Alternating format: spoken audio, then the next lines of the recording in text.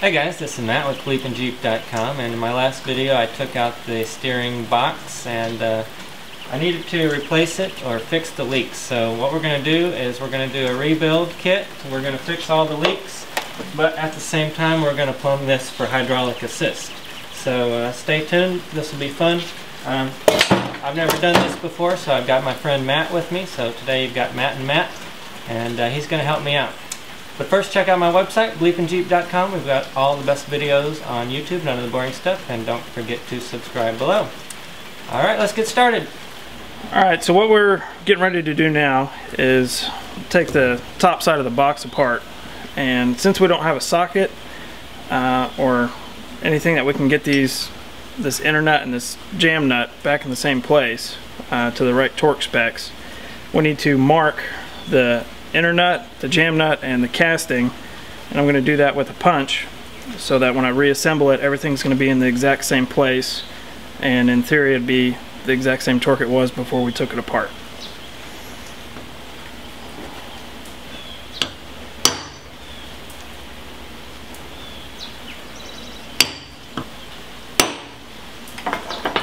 So the center nut uses a spanner wrench, so we have a homemade spanner wrench.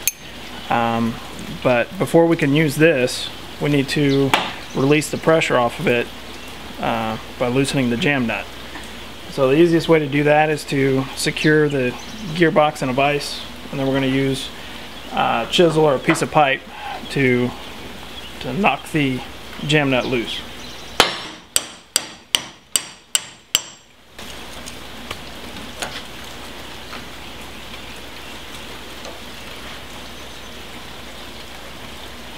Alright, before we can completely take this off, we need to go ahead and loosen these 4 bolts and take the cap off and get the ball bearings out.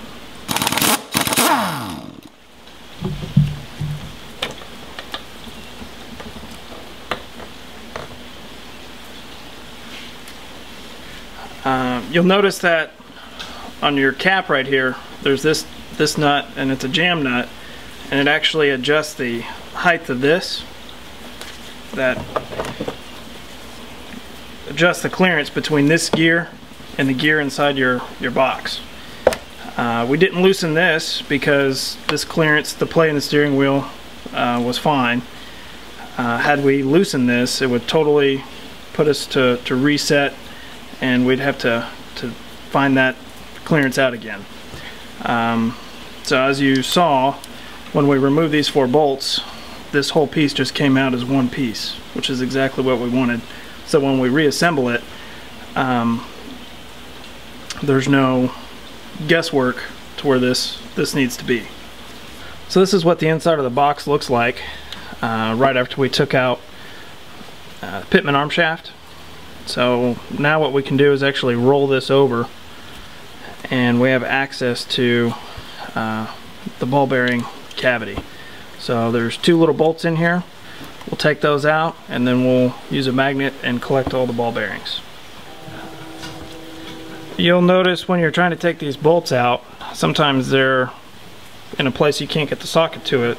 So if you turn the input shaft, you can actually move the piston back and forth to get it in a better position.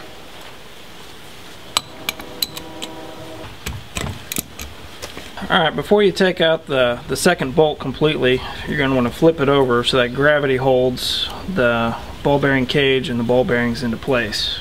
If you take this out with it upside down, everything's just going to pour out everywhere and it'll be a big mess. So now I'm ready to take this bolt out. There's a strap. And then we have the ball bearing cage, which if you move it really slow,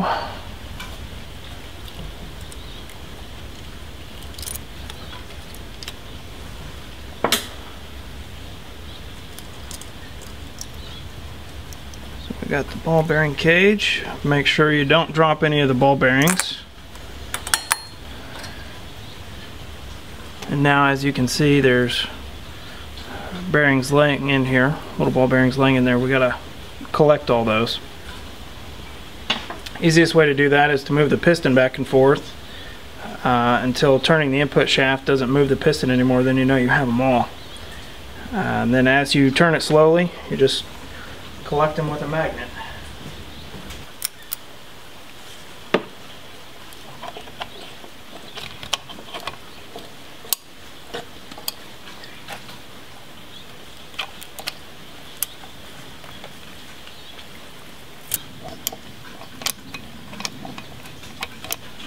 So what we've been doing is using the magnet to remove the ball bearings out of the two holes that the cage or cradle was sitting in, and we've been moving the piston back and forth in the casting using the input shaft, which turns the worm gear, which moves the piston back and forth. So as we turn the input shaft, it actually rolls the ball bearings to the top hole, and we can use the magnet to collect them.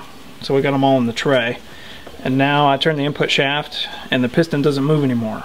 So what that means is there's no more ball bearings, so the worm gear is just spinning freely. Now the reason we took the ball bearings out before we disassembled it is to prevent dropping all these ball bearings on the floor, because if you lose any of them, you're pretty much hosed. You gotta go buy a new box and start over. So this is the best way to have 100% accountability of all the ball bearings, and we'll have a successful rebuild. So now that all the ball bearings are removed, the worm gear and the piston, there's nothing holding them together anymore. So we can finish unscrewing this center bolt here, and we can pull out the valve assembly and the input shaft. And you want to be very careful with this. And then you know, there's some O-rings, and then your worm gear. Here's your worm gear, and this is where all those ball bearings run, and as this turns, it's what moves the piston up and down in the casting. So when we pulled the worm gear out, you'll notice that there's a little, what looks like a washer. Down in the casting, since there's oil in there, these were probably stuck down there. So you want to be sure to remove these so that we don't lose them or tear them up. This is a bearing that the worm gear rides on, and then this is another race. So you want to be sure you don't get this flipped around upside down. And I normally just put these back on the worm gear, and then I don't have to worry about them.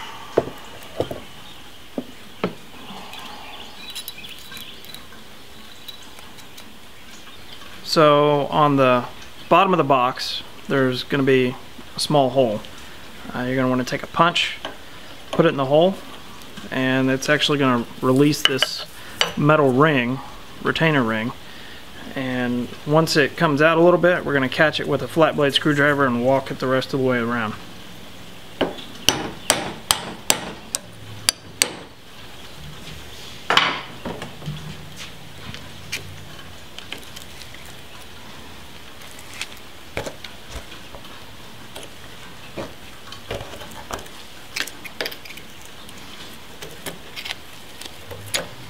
Now if yours doesn't come out that easy, you can take a wooden piece of wood and the hammer and just ever so slightly knock this down, and that'll give you a little bit more clearance to get that ring out.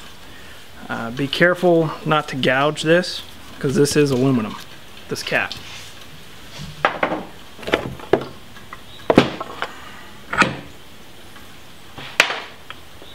Alright, what I did to get that aluminum cap out is I stuck a piece of wood on the back side of the piston and just push down slightly, and then the piston pushes against the aluminum cap and it pushes everything out. There's another way you can do that. If your box is old and looks like it's going to have a lot of rust on it, what you can do is wait to remove all the ball bearings until you remove this cap. That way you can use the input shaft, and you can turn the input shaft and it'll actually push the piston into this, which will push this out. So that's another way to do it. So now we're pretty much down to an empty casting. We're ready to mark our holes and start drilling. Alright, now we're going to mark the places where we're going to drill and tap a 1/4 inch MPT. In the casting, there's 2 places that are pretty critical. We're going to drill right here, and this is where your input shaft goes. So in the center of this machine flat right here, I went ahead and put a dimple to keep the drill bit from walking, and that's where the left turn port's going to be. If you look inside here, it's just going to go into this cavity. So when you turn your steering wheel to the left, this whole cavity pressures up and it's going to push the piston down.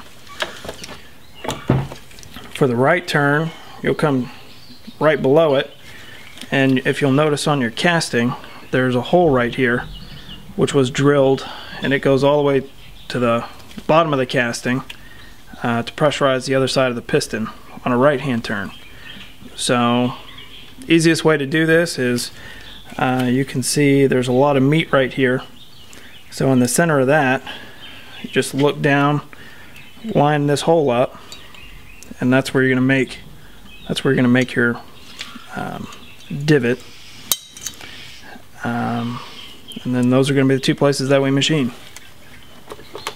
When you place the casting in the vise, you want to be sure not to put the jaws on this face right here, because the jaws will actually score it up and it'll cause you to have a leak right there that's just going to aggravate you. So be sure you just place this in such a way that the jaws are just on the outside of the casting everywhere, not anywhere where we're going to have connections or gaskets.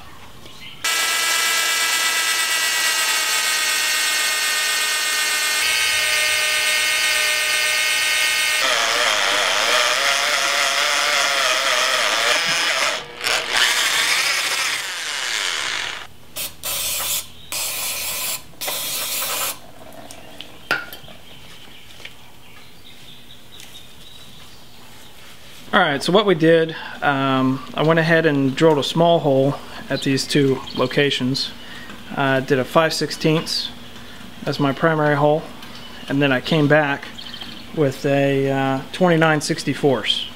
Now as you can see, a 1/4 18 MPT threads, you're supposed to use a 7/16 tap drill size. I would recommend using a 29/64, which is about 20 thousandths larger. The reason being that to get a good seal on the MPT plug that we're going to put in here, we actually need to be higher up on these threads than what would be allowed if we use the 7/16, since this is there's so much metal in the cross-sectional area. As you can see with the 29/64, we're still, just barely going to be starting on the threads. So it's not like we oversized the hole so much that we're not going to get very good thread engagement. So the other thing that I've done is I have 2 taps here. As you can see, I've cut the very top of it off. So this would be a plug tap, and this would be similar to a bottom tap. I couldn't find a bottom tap anywhere, and to prevent from messing up the threads in the casting, I went ahead and just modified another plug tap to act as a bottoming tap. So the first box I did, I actually messed up the threads, so this is my learning experience passed on for free.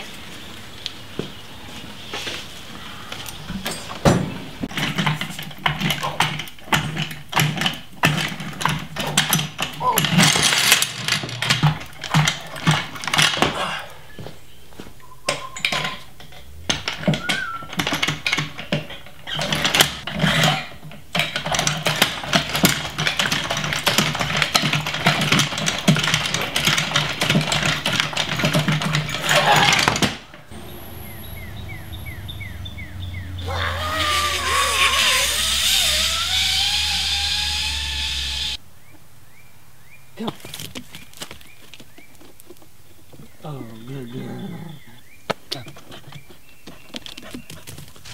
Oh, good girl.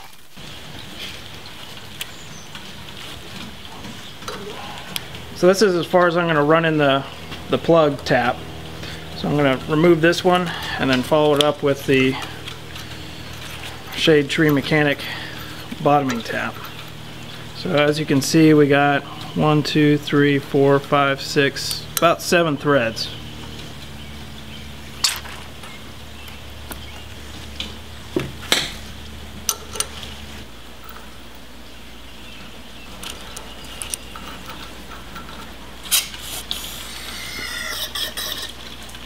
Alright, what we're going to do next is remove the snap ring with snap ring pliers and then pull out the worn out seals inside the casting and replace them with new seals, and that'll start the reassembly process.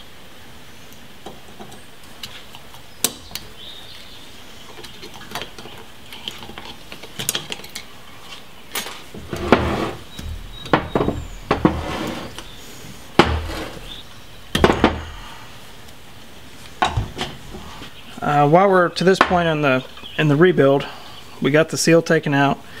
We're going to go ahead and check this bearing, which it rolls really nice. It doesn't feel like any problems are going to arise out of it. That bearing actually rides right here on the output shaft, and as you can see, there's no evidence of the bearing seizing up or any wear on the output shaft, so we're not going to knock it out and put a new one in. So here's the seal that we just removed from the casting.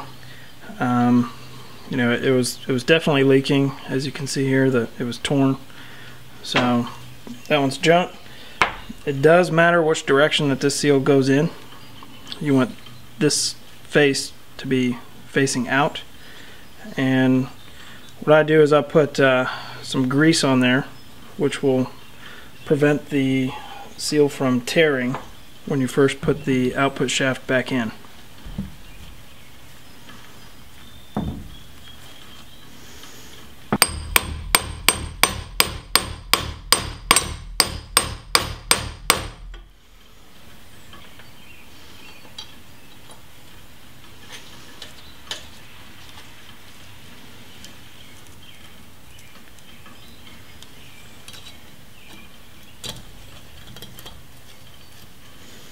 Use pliers to really get that snap ring in there. So what we're going to do next is put the piston back in. Before we do that, the casting is completely dry from where we cleaned it with brake parts cleaner. So what I'm going to do is slightly put a thin coat of automatic transmission fluid on the cylinder wall, and that's going to help everything slide together really nice.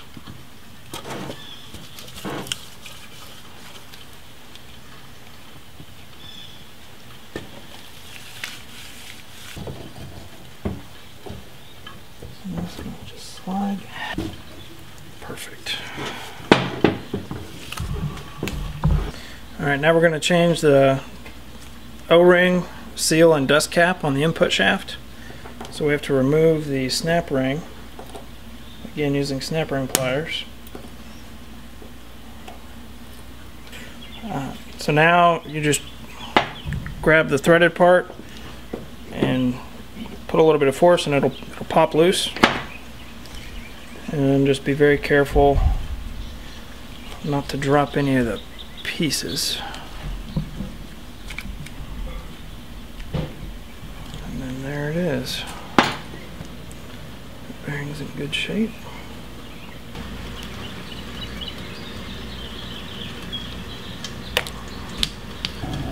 So now that we've removed the old seal and the old dust cap, I actually threaded this onto the casting so that I had something to hold it so I could pry it out. Same thing with the other seal. I'm going to put high temp grease on here and then I'll just knock this one back in.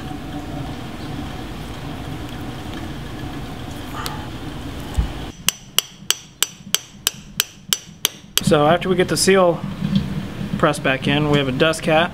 We want to put that on. And then we're ready to put the snap ring back into place.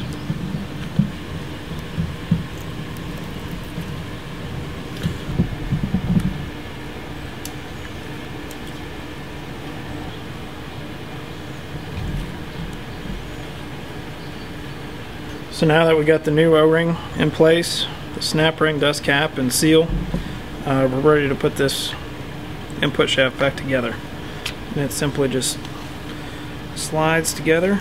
It'll take a little bit of force. This should have virtually no clearance in it. And there it is. Alright, so now we're ready to put the worm gear back in. If you'll remember from the disassembly, you have a flat bearing and washer on the bottom side of that bearing. Make sure that those go back in the same direction that you took them out. And also there's, in your rebuild kit, if you are rebuilding it, you should get a new O-ring. Now what I've done here is I've put a little bit of high temp wheel bearing grease, and that's gonna act kind of like glue to hold this O-ring in the right place when we reassemble it, to keep us from pinching and cutting that O-ring. Alright, upon installing the worm gear and the input shaft, you'll notice that the worm gear is keyed. So we're going to go ahead and put the worm gear and the input shaft together and then slide them in as one unit.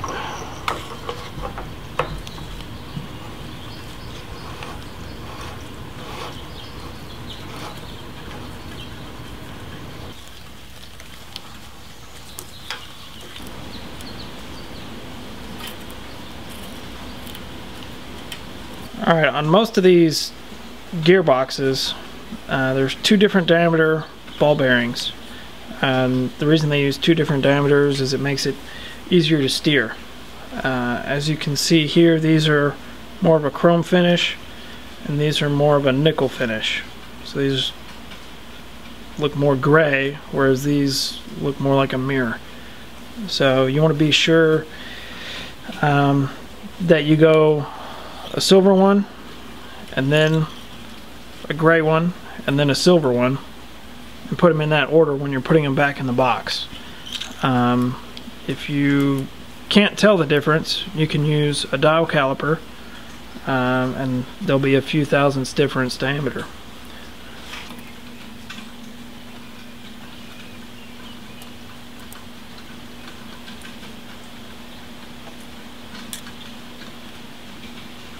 Turning the input shaft actually sucks the ball bearings in onto the worm gear.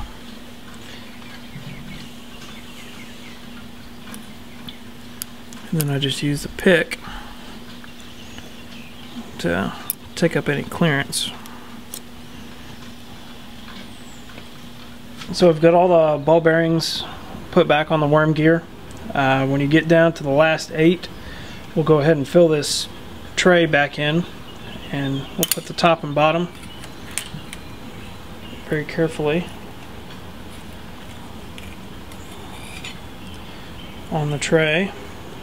To make putting this back in easier, what I've done is put a zip tie with the 8 ball bearings inside of it to hold the cage together, and also on these 2 ends I just put just a little bit of high temp grease just to keep the ball bearings from just rolling out once we put it upside down.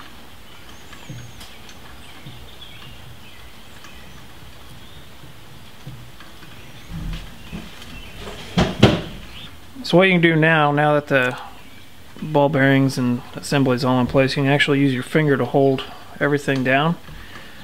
Go ahead and rotate the input shaft, and it'll move the piston back to a place that's has better access.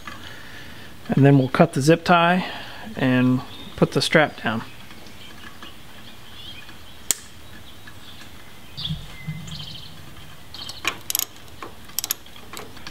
So now that we've gone through and tightened these 2 bolts to hold the strap and all the ball bearings in place, we're going to go ahead and roll the piston to the final position, and then we'll turn the input shaft and make sure that it moves freely all the way up and all the way down without any hang-ups. If it does that, then that means you've successfully put all the bearings in the right spot on the worm gear. Alright, so as you can see here, this is the new O-ring. Instead of trying to balance this on the cap, you want to go ahead and just seat it along this edge, and just run your fingers around like so, and it'll fall right into place. Once the O-ring's there, you're ready to slide the cap in.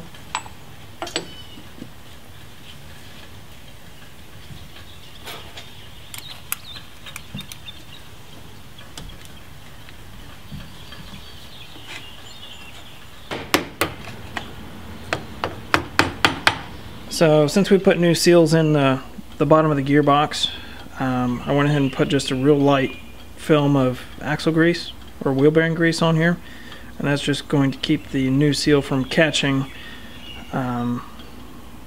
this part of the output shaft, and it'll let it slide in real easy without damaging the new seal.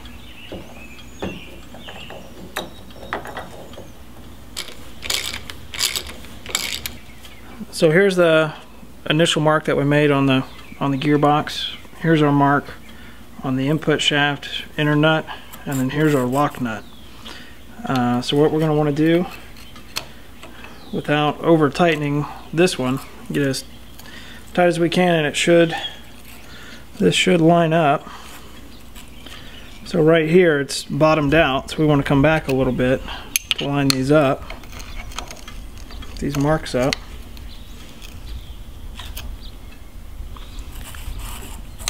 And we'll bring our jam nut around.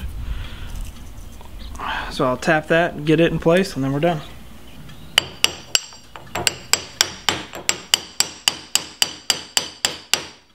Make sure our input shaft moves freely all the way to the top, all the way to the bottom.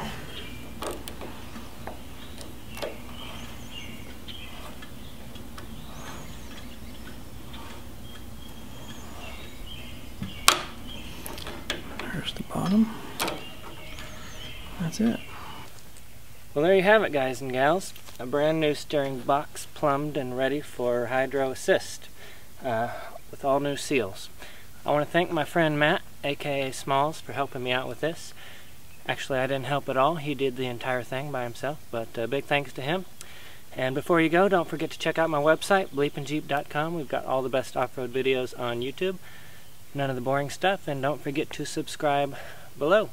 Leave your comments there as well. I appreciate it, and we'll see you next time.